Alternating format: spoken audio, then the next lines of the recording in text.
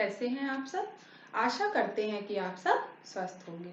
तो बच्चों, अभी तक आपने वर्ण विचार और शब्द विचार पढ़ा है। शब्द विचार में आप लोगों ने अर्थ के आधार पर शब्दों के भेद पढ़े हैं। तो बच्चों, कितने होते हैं? 4 होते हैं। ठीक है, एकार्थी, अनेकार्थी, समानार्थी और विपरीतार्थी।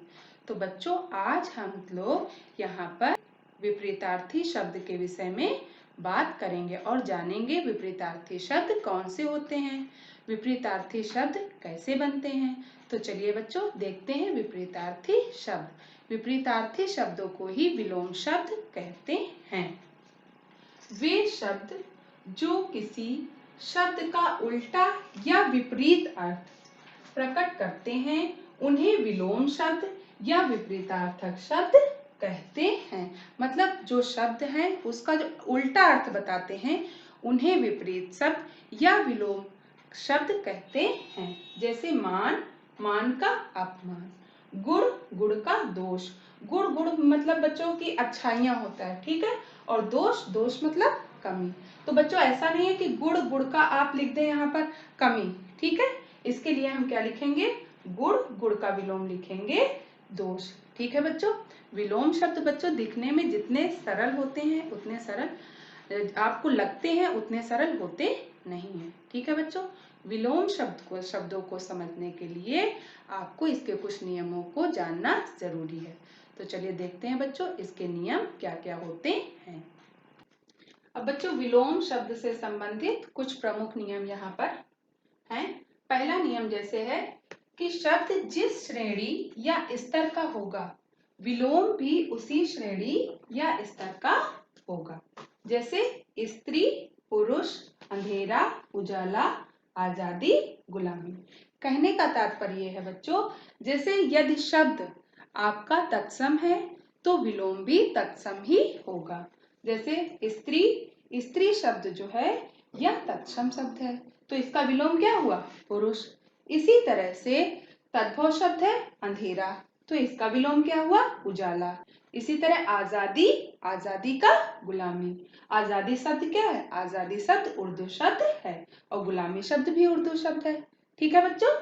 अब इसका दूसरा नियम देखते हैं। दूसरे नियम में क्या है कि संज्ञा का विलोम संज्ञा होगा। ठीक है बच्चों।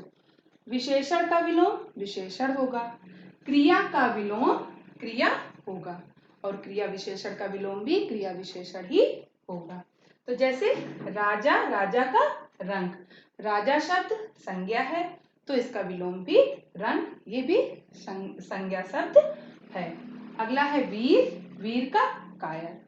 वीर यह विशेषण है तो इसका जो कायर ये विलोम शब्द है यह भी विशेषण है। इसी तरह चढ़ना, चढ़ना बच्चों क्या है? यह एक क्रिया है। ठीक है, तो इसका विलोम शब्द क्या होगा? उतरना, यह भी एक क्रिया है। तो ये नियम आपको समझ में आया, पहला और दूसरा। अब तीसरा नियम देखते हैं। तीसरा नियम है उपसर्ग जोड़कर भी विलोम शब्द बनते हैं। बच्चों, आप लोगों ने उपसर्ग पढ़े होंगे। उपसर्ग क्या होते हैं? जो मूल शब्द के पहले जुड़कर उसके अर्थ में परिवर्तन कर देते हैं उन्हें हम उपसर्ग कहते हैं। अब कैसे बनते हैं ये भी हम देखते हैं। जैसे स्वस्थ, स्वस्थ शब्द है, अब इसमें आ उपसर्ग जोड़ दिया गया तो क्या बन गया बच्चों? तो बन गया अस्वस्थ। ठीक है बच्चों, समझ में आ रहा है। इसी तरह जैसे धर्म ले लेंगे, धर्म में आ उपसर्ग जोड़ देंगे तो क्या हो जाएगा? अधर्म हो जाएगा। अब बच्चों, अगला नियम है उपसर्ग बदलकर भी विलोम शब्द बनते हैं। एक हमने बताया था कि उपसर्ग जोड़कर बनते हैं और फिर अब बता रहे हैं कि उपसर्ग बदलकर, मतलब शब्द में भी रहेगा उपसर्ग और विलोम शब्द में भी उपसर्ग रहेगा। जैसे आदान, आदान का विलोम शब्द प्रदान। अब आदान में आप देखिए आ उपसर्ग जुड़ा हुआ है, ठीक है। प्रदान में प्रा उपसर्ग जुड़ गया, ठीक। आदान, आदान प्रदान करना, जैसे किसी चीज को लेना और देना। इसी तरह कपूत, कपूत का विलोम होगा सपूत। कपूत, कपूत का अर्थ होता है बुरा पुत्र, ठीक, और सपूत मतलब अच्छा पुत्र। ठीक है। इसी तरह सरस, सरस का विलोम शब्द होगा नीरस। ठीक है बच्चों, ये समझ में आया। ये आपके विलोम शब्दों से संबंधित कुछ नियम हैं। अब हम इसके बाद विलोम शब्द देखते हैं। बच्चों देखिए, ये है विलोम शब्द, ठीक है। आदि, आदि का अंत, ठीक। आदि मतलब प्रारंभ, किसी चीज की शुरुआत करना, ठीक। और उसका विलोम शब्द क्या होगा? अंत होगा। इसी तरह नगद, नगद का उधार। मान लीजिए कोई सामान लेने गए, जब पैसे देकर लेते हैं तो मतलब वो सामान कैसे आया? नगद आया, ठीक है। और जब पैसे मान लो नहीं है और हम उधार करके चले आते हैं तो उसको कहते हैं उधार, या उसे कहते हैं हम बाद में देंगे तो उसे कहते हैं उधार, ठीक है। फिर अगला है नेकी, नेकी का बदी। जैसे आप लोगों ने सुना होगा नेकी कर दरिया में डाल, ठीक है बच्चों। तो नेकी मतलब अच्छे कर्म करना, ठीक है। और बदी, बदी मतलब बुरे कर्म। फिर अगला है पठित, पठित का अपठित। पठित मतलब पढ़ा हुआ, जो चीज हम पढ़ी हुई होती है उसे पठित कहते हैं, और जो पढ़ी हुई नहीं होती उसे अपठित। इसी तरह एड़ी, एड़ी का होगा चोटी। एड़ी मतलब शरीर का सबसे निचला हिस्सा, और चोटी मतलब शरीर का सबसे ऊपरी हिस्सा। जैसे कहते हैं ना कि मैंने परीक्षा के लिए एड़ी चोटी का जोर लगाया, ठीक है। अब इसी तरह रिजु, रिजु का अर्थ, रिजु, रिजु का विलोम होगा वक्र। रिजु का अर्थ होता है सरल या सीधा, और वक्र का टेढ़ा मेढ़ा। जैसे आपने सुना होगा ऋषि अष्टावक्र के बारे में, उनका शरीर 8 जगह से टेढ़ा था, ठीक है बच्चों। अब अगला है ऋण। ऋण का होता है उऋण। ऋण मतलब कर्ज, किसी से कर्ज लेना, ठीक है। कर्ज लेना मतलब ऋण लेना, ठीक, या उधार पैसे लेना। और उऋण, उऋण मतलब उसे दे देना या चुका देना, या कभी कभी कहते हैं ना कि हम इस ऋण से उऋण हो गए या मुक्त हो गए। फिर अगला है क्रय। क्रय का होता है विक्रय।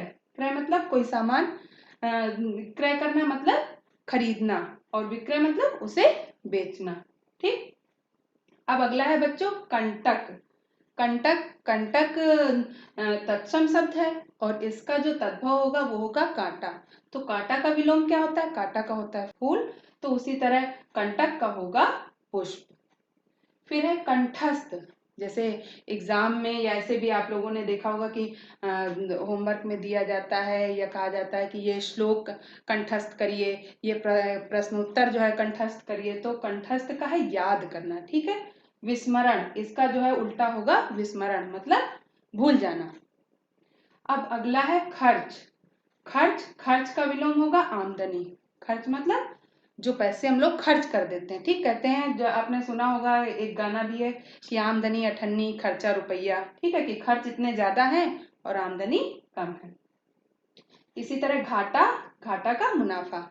मान लीजिए कोई काम कर रहे हैं, आपने घर में अपने सुना होगा अपने बड़ों से, कोई बिजनेस किया, कुछ किया, जब उसमें किसी को फायदा नहीं होता है तो कहते हैं ना कि इस बार बहुत ही घाटा हो गया है, और जब फायदा होता है तो कहते हैं इस बार अच्छा मुनाफा मिला है। तो घाटा का होगा मुनाफा। तो बच्चों इस तरह आप लोगों ने देखे ये विलोम शब्द। जैसे हमारे महापुरुषों ने भी कहा है, जैसे कि वीर बनो कायर नहीं, है ना, प्रेम करो घृणा नहीं। और जैसा ये सुविचार भी हमने लिख रखा है कि श्रम करके सफलता प्राप्त करो, असफलता से दूर रहो। इसमें सफलता और असफलता क्या है? सफलता का विलोम असफलता है। इस तरह से बच्चों हमने आप लोगों को विलोम शब्द बताए हैं, समझाए हैं। आशा करते हैं आप लोगों ने अच्छे से समझे होंगे। धन्यवाद।